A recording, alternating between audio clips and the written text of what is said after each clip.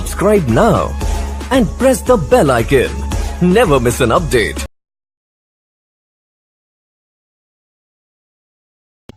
मरकुस की इंजील बाप 7। फिर फरीसी और बाज फकी उसके पास जमा हुए।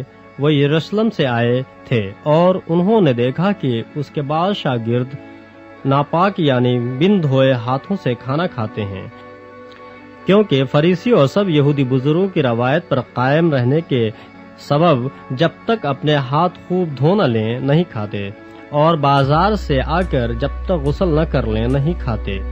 और बहुत सी और बातें हैं जो कायम रखने के लिए बुजुर्गों से उन्हें पहुंची हैं, जैसे प्यालों और लोटों और तांबे के बर्तनों को धोना। बस फरीसियों और फकीहों ने उससे पूछा, क्या सबब है कि तेरे शागिर्द बुजुर्गों की रवायत पर नहीं चलते बल्कि नापाक हाथों से खाना खाते हैं?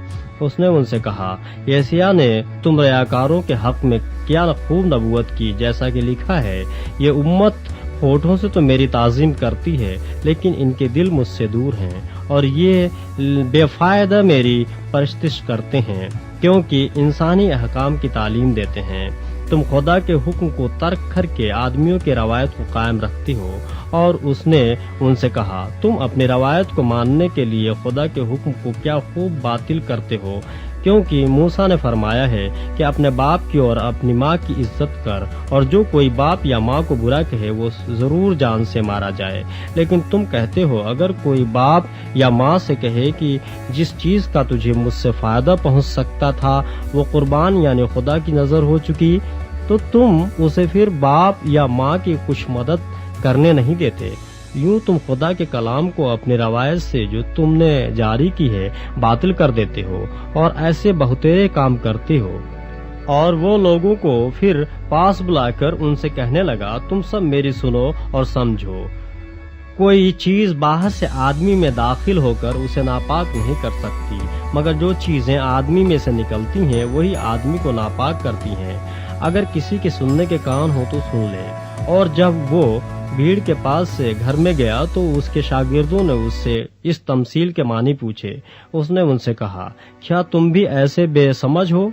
क्या तुम नहीं समझते कि कोई चीज जो बाहर से आदमी के अंदर जाती है उसे नापाक नहीं कर सकती, इसलिए कि वो उसके दिल में नहीं बल्कि पेट में जाती है और मजबला में निकल जाती है।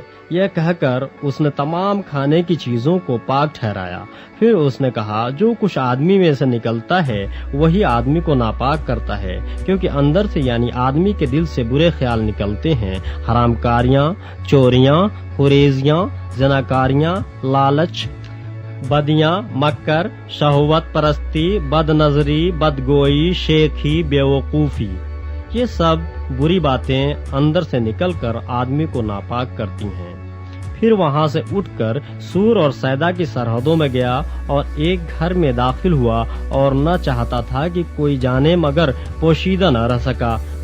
बल्कि फिलफूर एक औरत जिसकी छोटी बेटी में नापाक रूह थी, उसकी खबर सुनकर आई और उसके कदमों पर गिरी। ये औरत यूनानी थी और कौम की सुरफेंकी।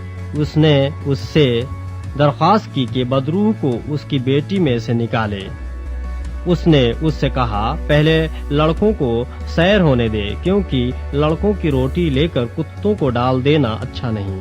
उसने जवाब में कहा, हाँ खुदाबंद, कुत्ते भी मेज के तले लड़कों को रोटी के टुकड़ों में से खाते हैं। उसने उससे कहा, इस कलाम की खातिर जा, बदरूह तेरी बेटी से निकल गई है।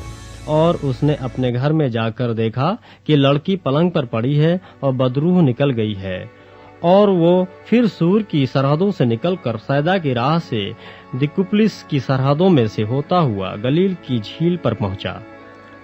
और लोगों ने एक बहरे को जो हकला भी था उसके पास लाकर उसकी मिन्नत की कि अपना हाथ उस पर रख, और उसको भीड़ में से अलग ले गया और अपनी उंगलियां उसके कानों में डालीं और थूक कर उसकी जुबान चूई, और आसमान की तरफ नजर करके एक आह भरी और उससे कहा, इफ्तह यानी खुल जा।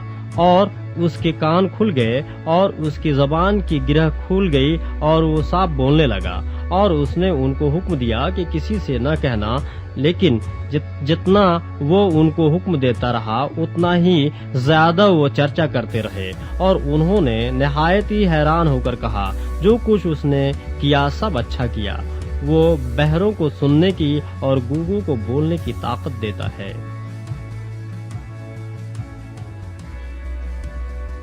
اگر آپ نے ابھی تک ہمارا چینل سبسکرائب نہیں کیا تو ابھی سبسکرائب کریں اور بیل آئیکن کو کلک کر کے ہماری لیٹسٹ ویڈیوز کے بارے میں اپڈیٹ جانیں۔ سبسکرائب کیجئے اور